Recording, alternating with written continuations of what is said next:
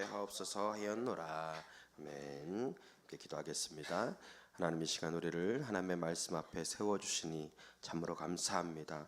이 시간 하나님의 말씀을 통하여 우리의 무너진 예배의 단이 다시 세워질 수 있도록 인도하여 주시고, 하나님과의 끊어지고 막힌 성벽들이 다시 재건되어질 수 있는 귀한 시간들이 될 수 있도록 하나님 인도하여 주옵소서.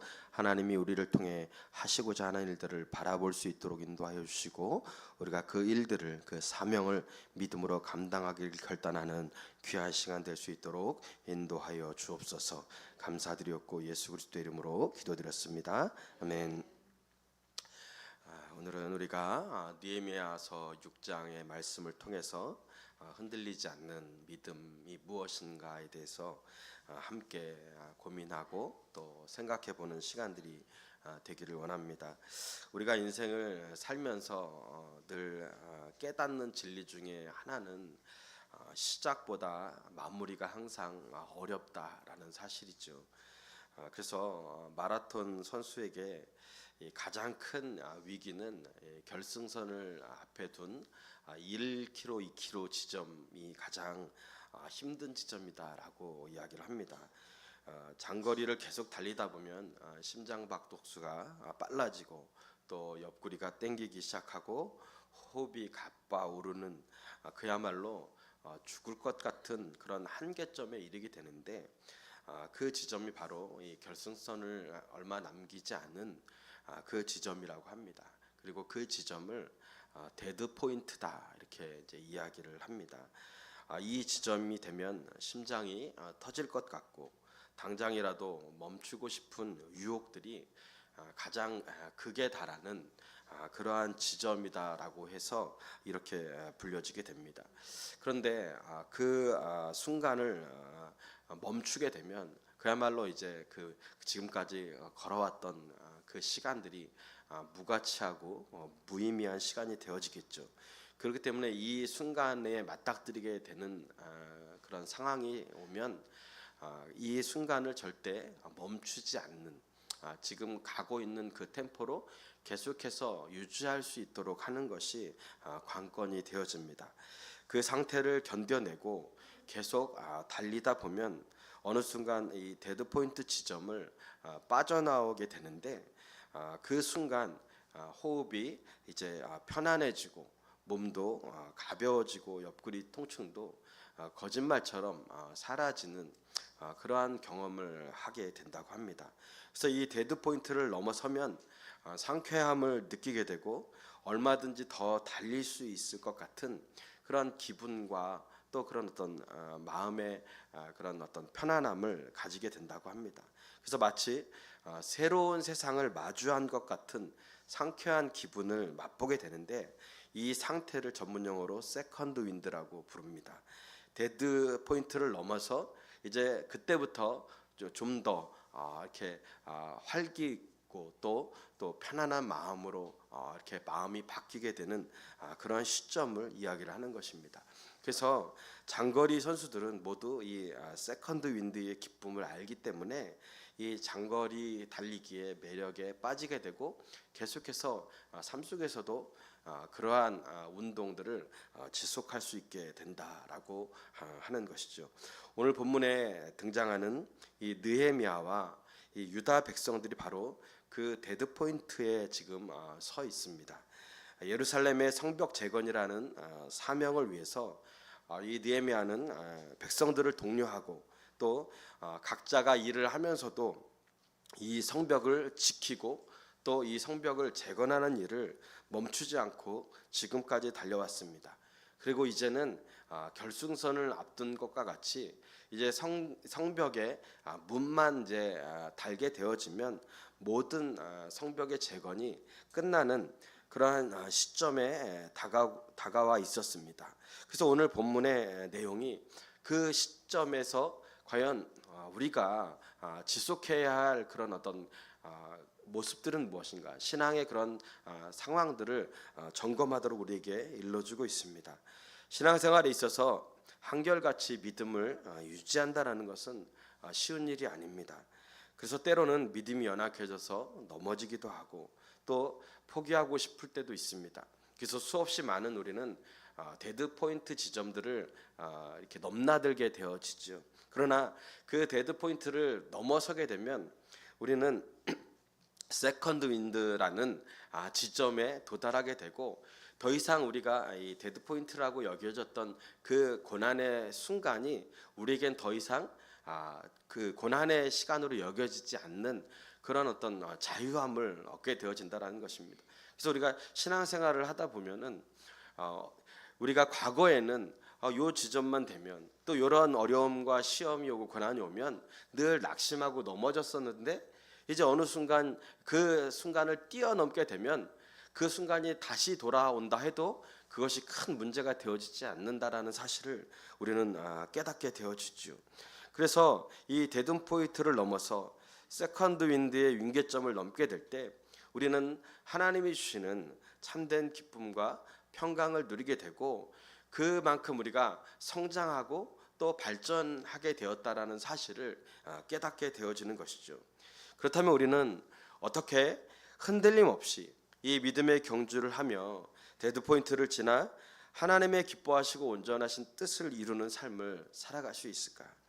어떻게 하면 이 믿음의 경주를 끝까지 완주할 수 있을까요? 오늘 말씀은 우리가 어떻게 사명의 길을 완주하며 기쁨으로 살아갈 수 있는지 그 해답을 우리에게 말씀해 주고 있습니다.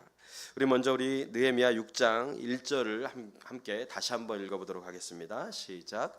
산발락과 도비아와 아라비아 사람 게셈과 그 나머지 우리의 원수들이 내가 성벽을 건축하여 허물어진 틈을 남기지 아니하였다함을 들었는데 그때는 내가 아직 성문에 문짝을 달지 못한 때였더라. 이제 성벽 재건 역사가 거의 마무리되는 시점이 되었습니다. 이제 느헤미야에게 있어서도 하나님이 주신 사명을 이제 완수하고자 하는 그 마지막 시점에 와 있습니다. 그들은 허물어진 틈들이 다 메워졌고 또 성문에 문짝을 다는 마지막 작업만 남아 있었습니다. 하지만 바로 그 순간 잠잠했던 대적들이 다시 들고 일어나게 됩니다. 이전의 공격이 무력에 의한 방해였다면 이제 느헤미야의 내면과 리더십을 무너뜨리려는 아주 정교하고 비열한 심리전이 시작되어집니다. 사단은 우리가 사명을 포기하게 만들기 위해서 결코 물러서지 않습니다. 예수님을 시험하러 왔던 사탄도 3번의 시험을 통해 자신의 공격이 무기력함을 깨달았지만 잠시 예수님을 떠났다라고 이야기를 하며 여지를 남기는 것이죠. 특별히 우리가 쌓아올린 믿음의 성벽이 올라가고 삶에서 허물어졌던 이 예배의 틈들이 메워지게 될 때 사탄은 위기감을 느낍니다. 그리고 이제 그동안 공격해왔던 방법이 아닌 우리의 내면을 파괴하고 흔들려는 공격들로 우리로 하여금 하나님의 사명을 감당하지 못하도록 흔든다라는 사실입니다. 사탄은 늘 사람의 영혼의 틈을 타고 공격하고 역사하는데 그 틈이 메워지는 순간 이제 회유의 방법으로 타협의 방법으로 그 방법을 바꾸어 갑니다. 그래서 사탄은 오히려 믿음이 성장하고 완성에 가까울수록 더 집요하고 더 수준 높은 그러한 공격으로 우리를 흔드는 것입니다.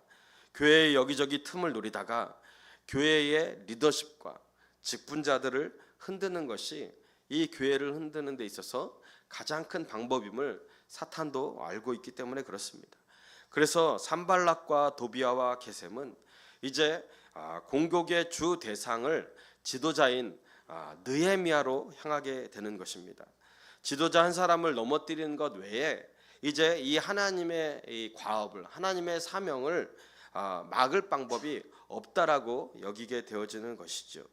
본문에서 사탄은 교회와 지도자를 향한 계교를 가지고 나타나는데 오늘 우리는 이 느헤미야가 이 마지막 파도를 어떻게 넘어서는가를 바라보며 우리의 삶에 무너진 성벽을 끝까지 쌓아 올리는 영적 원리를 배우며 우리가 우리의 신앙의 경주를 끝까지 승리하며 나가기를 주님의 이름으로 축복합니다. 먼저 첫 번째로 온오평지라는 타협의 유혹을 분별할 수 있어야 된다라는 사실입니다. 사탄의 무기는 거짓말과 음모로 시작됩니다. 대적들은 사마리아와 유대의 중간 지점인 이 오노라는 한 마을, 이 마을에서 이제 느헤미야에게 긴급 회의를 하자고 이제 제안을 하게 됩니다. 대적인 산발락과 게셈은 그래서 느헤미야에게 전령을 보내서 제안을 하는 것이죠. 오노 평지 한촌에서 우리가 만나자. 오노 평지에서 우리가 만나서 이제 다시 잘 얘기를 해보자. 이 문제를 좀 해결해 보자. 얼핏 들으면 화해의 제스처 같습니다. 이제 성벽도 다 지어졌으니 싸움을 멈추고 대화로 풀자라는 합리적인 그런 제안처럼 보입니다. 그러나 그들의 의도는 거기서 느헤미야를 암살하겠다라는 의도를 가지고 있었던 것입니다. 여기서 오노라는 평지가 나오는데 이 오노 평지는 예루살렘에서 북쪽으로 약 30km 떨어진 그러한 접경 지역에 있는 한 평지이고 마을입니다. 이곳은 이방 땅과 이스라엘의 중간지대에 있는 이른바 중립지대에 있는 것이죠. 하지만 느헤미야는 2절 하반절에 이렇게 기록합니다. 실상은 나를 해치고자 함이더라. 느헤미야가 그들이 이 중립지역에서 자신을 부른 그러한 모습들은 결국 자신을 암살하려는 의도인 것을 이 느헤미야가 간파했다라는 것입니다.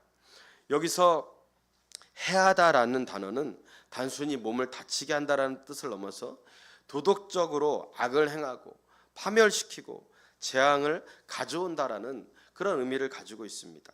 그러니까 이 오노 평지는 평화의 장소를 위장한 그러한 그 평화가 아닌 오히려 그 파멸을 시키는 장소로서 그들이 택한 장소였다라는 것이죠.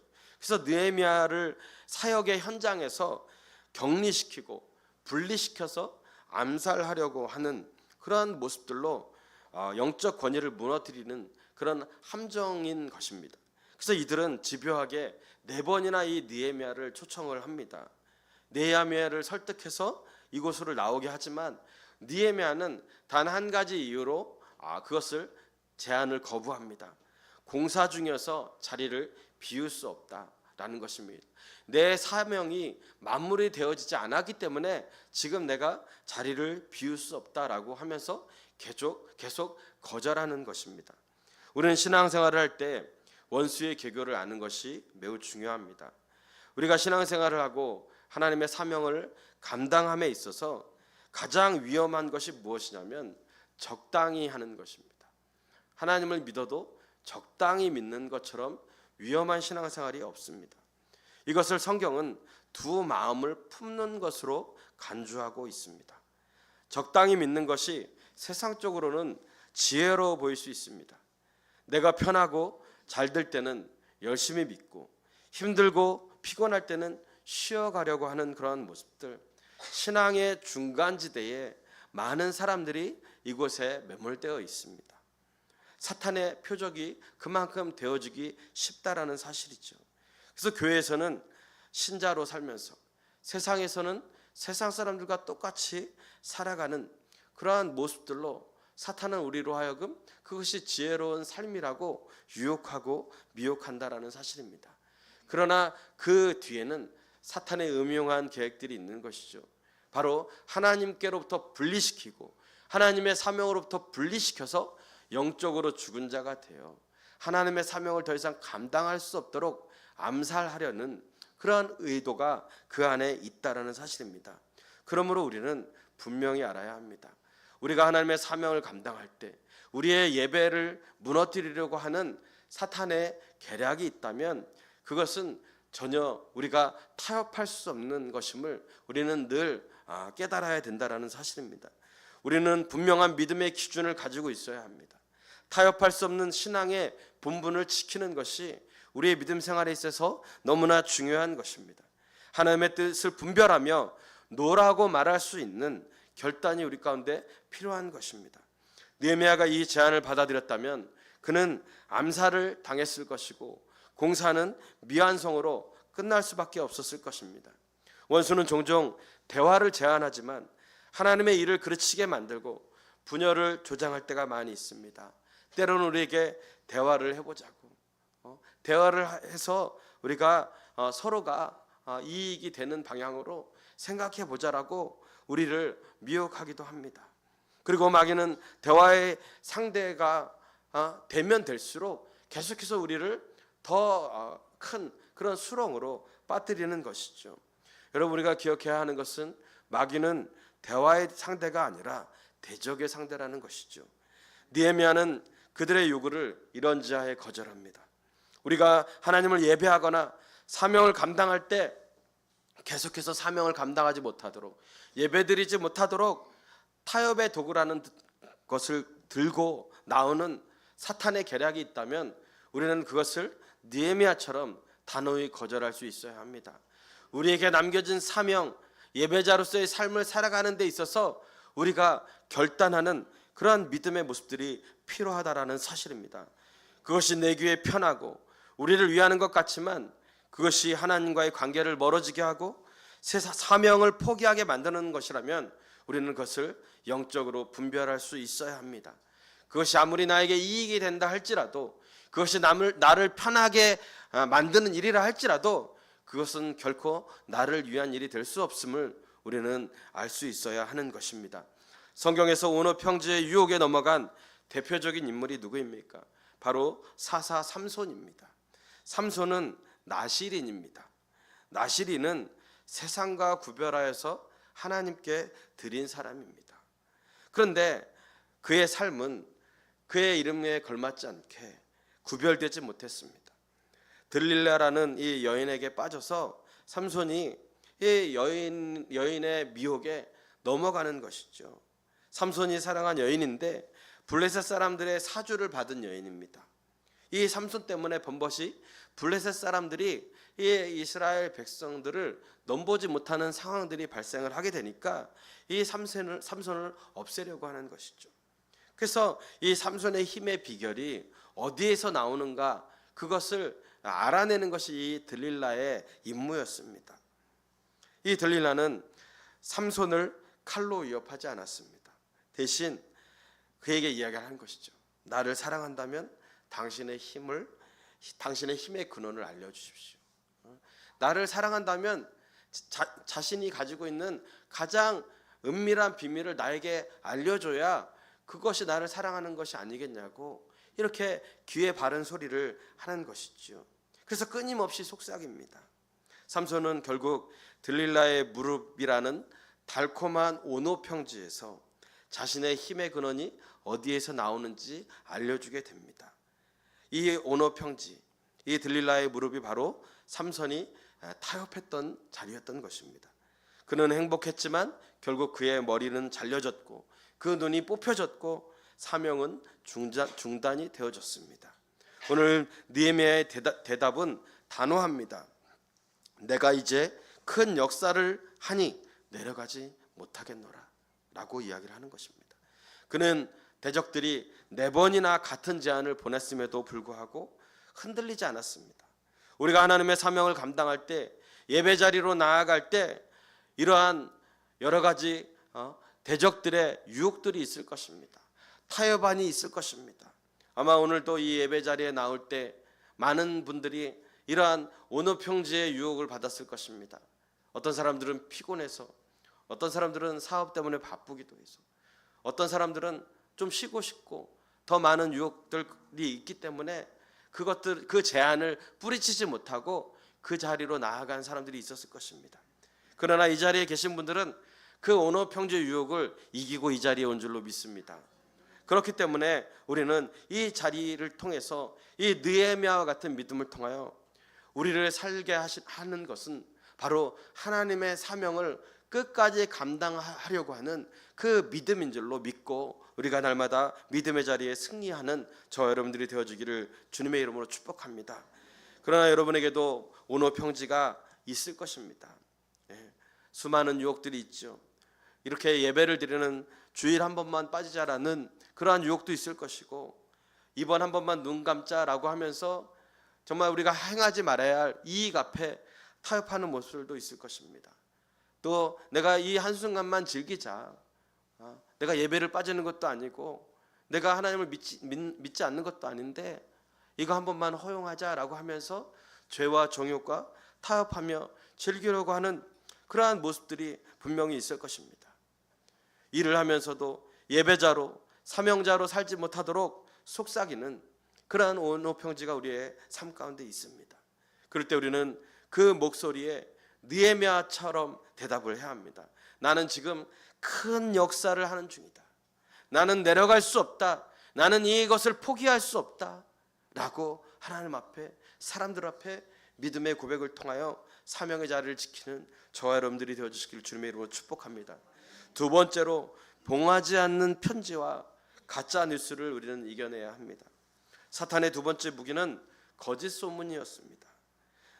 4번의 회유가 실패하자 산발랏은 5번째로 자신의 종들을 통해 이제 봉하지 않는 편지를 느헤미야에게 보내게 됩니다. 근데 당시 귀족들에게 편지를 보낼 때는 반드시 편지를 봉하게 되어 있습니다. 이것이 서로에게 예의이고 지켜야 할 관례였습니다. 그런데 봉하지 않았다라는 것은 그 배달 과정에서 의도적으로 누구나 이것을 펴서 읽을 수 있도록 했다라는 사실입니다. 그러니까 이것을 의도적으로 누가 읽게 만들므로 인해서 그것이 서로에게 구전이 되어서 유언비어로 유포가 될 수 있도록 그렇게 머리를 쓴 것이죠. 편지의 내용은 굉장히 치명적입니다. 느헤미야에게 보내는 편지인데 느헤미야가 왕이 되려고 한다고, 반역을 꾀한다라고 그렇게 가짜 뉴스를 그 안에 기록한 것이죠. 이 소문이 만약 페르시아 아닥사스다 왕에 들어가게 되면 이 느헤미야는 반역죄로 죽임을 당하게 되어집니다. 이때 느헤미야는 사람들을 찾아다니면서 그것이 아니다 라고 해명하려고 하지 않습니다. 그것은 가짜 뉴스다 라고 그것에 대해서 반박하는 그런 반박문을 내지도 않습니다. 그는 어떻게 합니까? 하나님 앞에 엎드리는 것입니다. 우리 9절 하반절을 보면요, 이제 내 손을 힘있게 하옵소서라는 말을 하게 됩니다. 이제 내 손을 힘있게 하옵소서. 여기서 힘있게 하다라는 단어는 성경에서 단단히 고정하다, 용기를 얻다라는 의미입니다. 대적들은 느헤미야의 손을 약하게 만들려고 했지만 느헤미야는 자신의 시선을 하나님께 단단히 고정시켰다라는 것입니다. 종종 사탄은 거짓 소문으로 하나님의 사람들과 교회의 지도자를 넘어뜨리려고 미혹하는 모습들이 있습니다. 산발랏이 봉하지 않은 편지를 보낸 것은 사마리아에서 예루살렘까지 오는 동안에 많은 사람들이 이 편지를 읽었을지 모른다라는 그 두려움을 느헤미야에게 주기 위함입니다. 그래서 그 거짓 내용이 사람들의 입에 오르내리도록 해서 느헤미야가 역모를 꾸미고 있는 것 마냥 그렇게 알리기 위한 그러한 방법들을 쓰는 것이죠. 그래서 느헤미야는 그 소문이 진실이 아님을 밝히고 하나님 앞에 엎드리는 것입니다. 그리고 이제 내 손을 힘입게 해달라고 기도하는 것입니다. 여러분, 이 땅에서 소문만큼 무섭고 위험한 것이 얼마나 있겠습니까? 잘못된 뉴스 하나가 사회를 병들게 하고 공동체를 위기로 몰아갑니다. 또 잘못된 그러한 복음, 다른 복음, 이러한 것들이 너무나 많이 이 매스컴을 통해서 전달되어집니다. 그래서 인터넷을 쳐봐도 우리가 궁금한 신앙적인 문제들을 물어보면 그것에 대응하는 대부분이 다 신천지입니다. 그래서 그러한 것들을 분별할 수 있는 능력이 없는 분들은 그러한 것들에 미혹이 되어지고 더 자세히 알고자 답변을 하게 되면 이제 만남을 주선하고 우리 만나서 얘기하자, 언어평지를 나와라, 그러면서 그것에 대해서 이제 같이 어울리면서 잘못된 길로 빠지게 되는 그런 모습들을 우리는 경험하게 됩니다. 잘못된 소문이 공동체를 무너뜨릴 수 있습니다. 그러므로 우리가 정말 나의 믿음이 연약하고 아직 내가 무언가를 분별할 수 있는 능력이 없다면 여러분, 우리가 소속되어 있는 교회에서 바른 교육을 받는 것이 가장 중요합니다. 그래서 예배에서부터 우리가 시작해서 또 교회에서 이루어가는 많은 그런 성경 공부들과 그런 기회들을 우리가 남용하지 말고 주님 앞에 나와서 우리가 하나님 앞에 훈련을 받는, 그래서 우리가 차곡차곡 우리의 믿음을 성장시켜 나가는 그런 모습들이 너무나 중요한 것이죠. 다윗 왕이 아들 이 압살롬의 반역으로 도망을 가게 됐죠. 그런데 강 건너편에서 다윗 일행을 쫓아오는 한 사람이 있었습니다. 그는 베냐민 지파 사람 시므이였습니다. 이 베냐민 지파이다 보니까 사울 왕이 베냐민 지파잖아요. 근데 이 사울 왕을 패하고 이제 다윗이 왕이 되면서 이제 이 베냐민 지파가 이제 힘을 쓰지 못하게 되니까 이 시므이가 그 모든 탓을 다윗에게 돌리는 겁니다. 너 반역자다. 왜 왕을 끌어내리고 네가 왕이 되냐? 그러면서 이제 이 시므이가 지금 이 다윗에게 네가 그렇게 하니까 지금 이렇게 된 것이다라고 하면서 돌을 던지면서 저주하는 거예요. 피 흘린 자여 가거라. 피 흘린 자여 가거라. 그 모습을 보고서 다윗의 부하가 열받는 거예요. 다윗의 충성된 장수 중에 아비새라는 장군이 이 다윗에게 얘기하는 거예요. 다윗 왕이여 나에게 명령만 내리십시오. 내가 저놈의 목을 치겠습니다. 그러면서 막 다윗에게 항의를 하는 겁니다. 어떻게 저 소리를 듣고도 가만히 있을 수 있습니까? 그러니까 다윗이 뭐라고 합니까? 사무엘하 16장 11절에 보면 여호와께서 그에게 명령하신 것이니 그가 저주하게 버려두라 라고 이야기를 하는 거예요. 다윗은 사람의 비난 뒤에 숨은 하나님의 섭리를 먼저 생각한 것입니다. 자신이 생각할 때 억울할 수 있죠. 그러나 자신의 억울함을 감정적으로 해결하지 않고 그 또한 하나님께서 허락하셨기 때문에 그것을 내가 받아들인다 라고 하는 것입니다. 다윗은 철저히 이 모든 상황과 모든 이 현실, 이 모든 문제를 하나님의 관점에서 해석하고 바라보는 것입니다. 그래서 그는 더 이상 그 거짓된 유언비어에 자신의 마음이 요동하거나 그것으로 인해서 더 큰 죄의 자리로 나아가지 않게 되었다라는 사실입니다. 하나님의 일을 할 때 가장 힘든 것은 비난입니다. 사람들은 때로 감정대로 눈에 보이는 대로 평가하고 판단합니다. 특히 사실이 아닌 일을 오해를 받을 때 우리는 분노합니다. 하지만 느헤미야는 변명하는 대신 기도했습니다. 세상의 평판이 여러분을 흔들 때, 그리고 서로 다른 소리로 여러분들을 오해하고 여러분에 대해서 안 좋은 이야기를 하더라도 여러분들이 그런 것들로 인해서 일희일비할 필요가 없다라는 사실입니다. 우리는 하나님 앞에 기도하며 이것도 하나님이 허락하신 것이기 때문에 그것을 받아들이고 그것을 교훈 삼아 과연 정말 내가 하나님 앞에 바른 믿음으로 살아가고 있는가, 우리 스스로를 돌아보며 하나님의 뜻으로 대응하는 것이 필요하다라는 사실입니다. 그러므로 다윗처럼 하나님이 선하신 능력으로 갚아주실 것이라고 믿고 여러분의 손을 힘있게 하실 하나님께 여러분의 눈을 고정하며 기도하시기를 주님의 이름으로 축복합니다. 세 번째로 영적 위장을 꿰뚫어보는 분별력을 가져야 합니다. 사탄의 세 번째 무기는 위협이었습니다. 느헤미야에게 가장 무서운 공격은 외부가 아니라 내부에서 왔습니다. 여러분, 느헤미야는 외부에서 아무리 이 느헤미야를 흔들고 요동하려고 해도 자신의 이 사명의 자리에서 떠나지 않았습니다. 왜요? 이 사명이 하나님께로부터 온 것을 알았기 때문에 그렇습니다. 그렇다면 이 느헤미야를 흔들 수 있는 유일한 방법이 뭘까요? 너의 사명이 잘못되었다라는 것을 이야기하는 것입니다. 그러니까 그의 믿음을 건드리는 것이 마지막 시험이었던 것이죠. 그래서 이 느헤미야에게 이 가장 무서운 공격이 외부에서 시작된 것이 아니고 내부에서 시작되도록 사단은 흔드는 것입니다. 스마야는 제사장이었습니다. 근데 이 제사장이 어느 날 두문분출하는 거예요. 잘 보이지 않는 거예요. 그래서 느헤미야가 궁금하도록, 그래서 자기를 찾아오도록 만든 것입니다.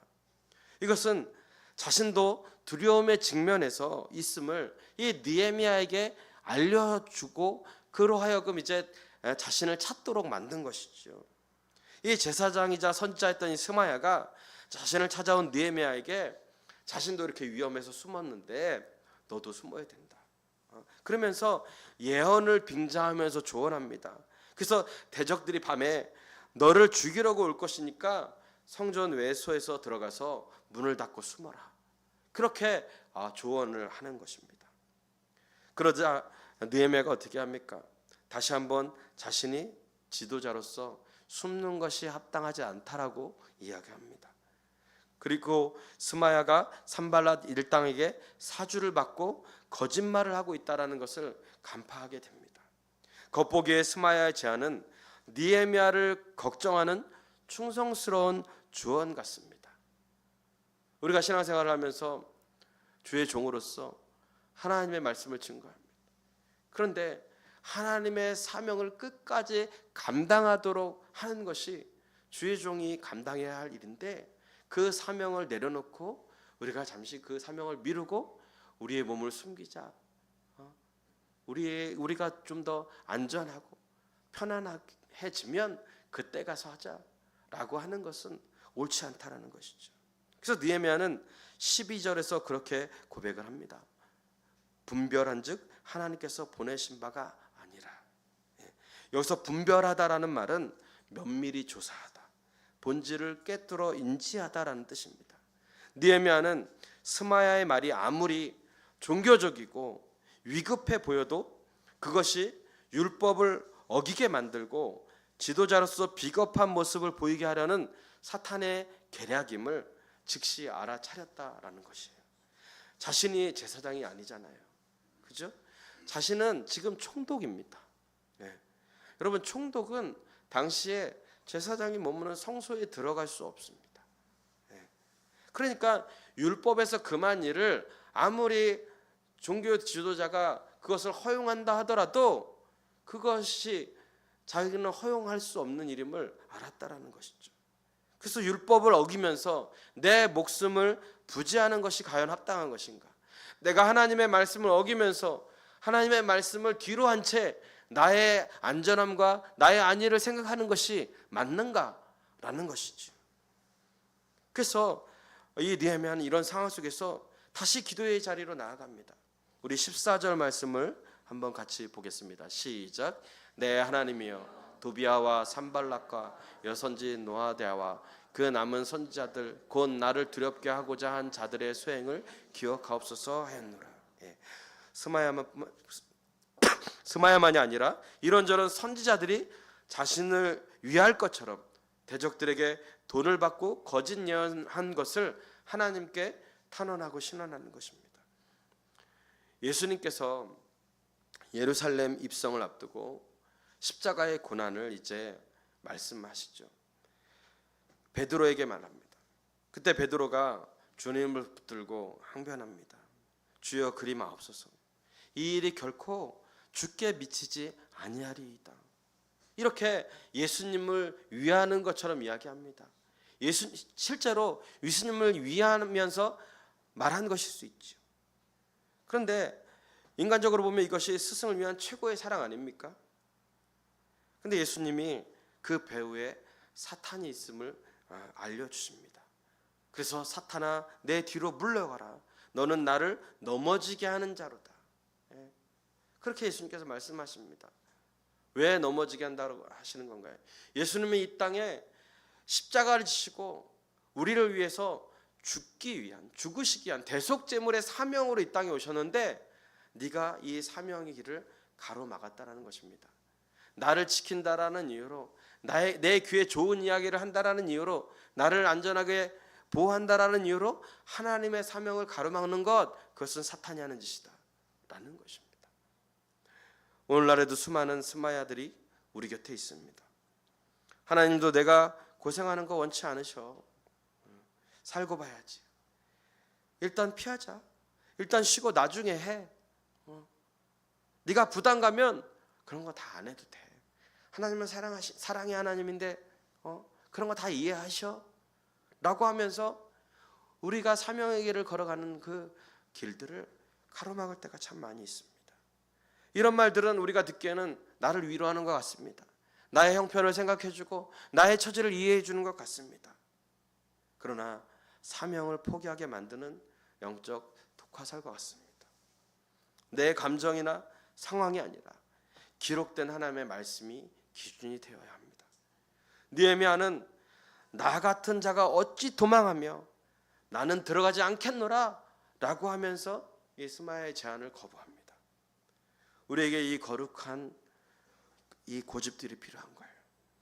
그래서 드디어 15절을 보면 성벽 역사가 52일 만에 완공이 되어집니다. 이 짧은 기간에 거대한 예루살렘 성벽이 완공이 되어진 것은 인류 역사상 유례를 찾아보기 힘듭니다. 그 결과가 무엇입니까? 우리 16절 말씀을 한번 보겠습니다. 시작. 우리의 모든 대적과 주위에 있는 이방 족속들이 이를 듣고 다 두려워하여 크게 낙담하였으니 그들이 우리 하나님께서 이 역사를 이루신 것을 알미니라. 아멘. 성벽이 완공되자 주변 모든 대적들은 낙담하기 시작했다는 것입니다.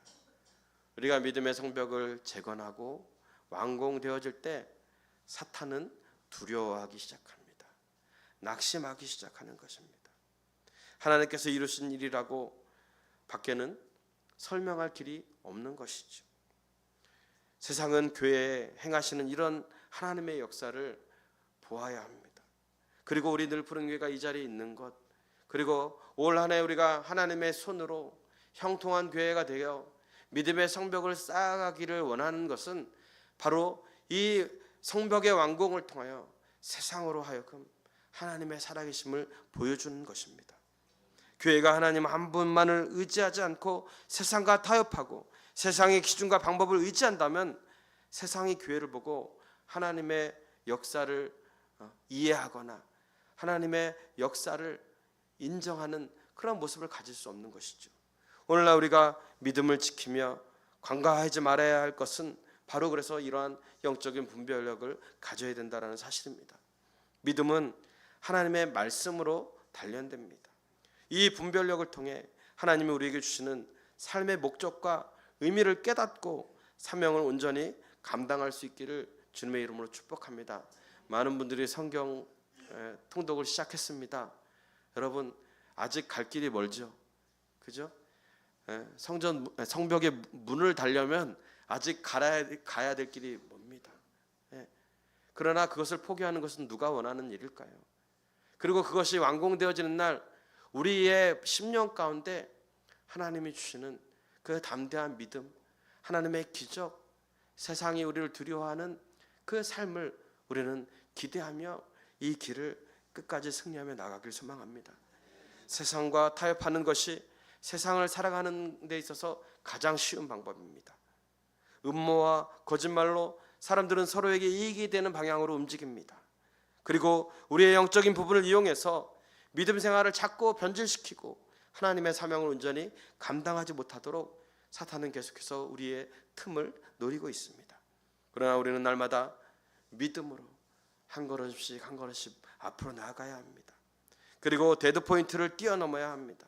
끝까지 포기하지 않고 하나님을 신뢰하며 말씀 안에서 인내하며 나아가야 합니다. 그래야 할 때 우리는 이 사탄의 계교를 이기고 하나님의 보호하심을 따라 하나님이 우리에게 맡겨진 그 사명을 완수하는 놀라운 일들이 우리의 인생 가운데 펼쳐질 줄로 믿습니다. 이것이 우리가 끝까지 견뎌야 할 이유입니다. 우리가 흔들리지 않고 성벽을 완공할 때 우리를 비웃던 세상은 두려워하게 되어 있습니다. 우리가 잘나서가 아니라 우리가 끝까지 사명의 자리를 지켰을 때 세상은 우리 뒤에 있는 하나님을 바라보게 되기 때문입니다. 오늘 여러분의 사역의 현장, 사명의 현장, 여러분의 가정, 그리고 여러분의 일터, 그리고 우리의 교회, 이 영적 성벽을 쌓는 일에 방해가 되는 것이 무엇일까요? 그것은 마지막으로 우리의 마음을 흔들고 우리의 믿음을 흔드는 사탄의 계략입니다. 그 계략 앞에 우리는 여전히 하나님의 사명을 끝까지 감당하겠다라는 그 믿음의 표대를 흔들리지 않고 붙들어야 될 줄로 믿습니다. 오늘 평지의 타협을 거절하십시오. 가짜 뉴스와 비난 앞에서 기도로 손을 힘있게 모으시고 거짓 위로의 목소리를 말씀으로 분별하시고 여러분이 끝까지 흔들리지 않고 마침표를 찍을 때 하나님은 여러분을 통해 이 시대에 무너진 성벽을 재건하시고 영광을 받으실 줄로 믿습니다.